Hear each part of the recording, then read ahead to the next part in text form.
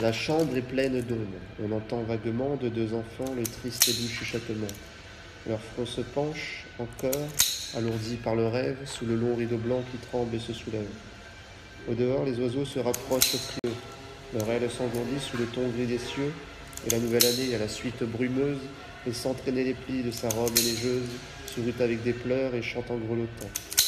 Or, les petits enfants, sous le rideau flottant, parlent bas comme on fait dans une nuit obscure. Ils écoutent, pensifs, comme un lointain murmure. Ils tressaillent souvent à la claire voix d'or du timbre matinal qui frappe et frappe encore son refrain métallique en son globe désert. Puis, la chambre est glacée. On voit traîner à terre et par autour des lits des vêtements de deuil. La brise d'hiver qui se lamente au seuil souffle dans le logis son haleine morose. On sent, dans tout cela, qu'il manque quelque chose. Il n'est donc point de mère à ses petits-enfants, de mère au frais sourire, au regard triomphant. Elle a donc oublié, le soir, seule et penchée, d'exciter une flamme à la cendre arrachée, d'amonceler sur eux la laine et l'edredon avant de les quitter en leur criant « pardon ». Elle n'a point prévu la froideur matinale, ni bien fermé le seuil à la bise hivernale.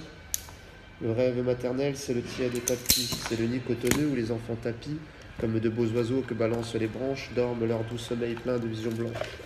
Et là, c'est comme un nid sans pluie, sans chaleur, où les petits ont froid, ne dorment pas, ont peur, un nid que doit avoir glacé la bise amère.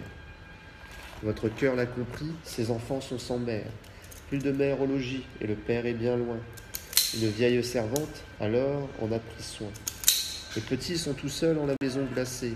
Orphelins de 4 ans, voilà quand leur pensée s'éveille, par degrés, à souvenirs riants. C'est comme un chapelet qu'on égrène en priant. Ah, quel beau matin que ce matin des étrennes.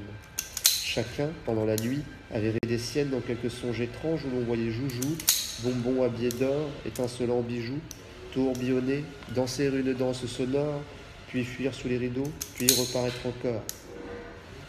On s'éveillait matin, on se levait joyeux, la lèvre affriandée, en se frottant les yeux, on allait, les cheveux emmêlés sur la tête, les yeux tout rayonnants comme au grand jour de fête, et les petits pieds nus effleurant le plancher, aux portes des parents tout doucement touchés, on entrait. Puis alors les souhaits. En chemise, les baisers répétés et la gaieté permise.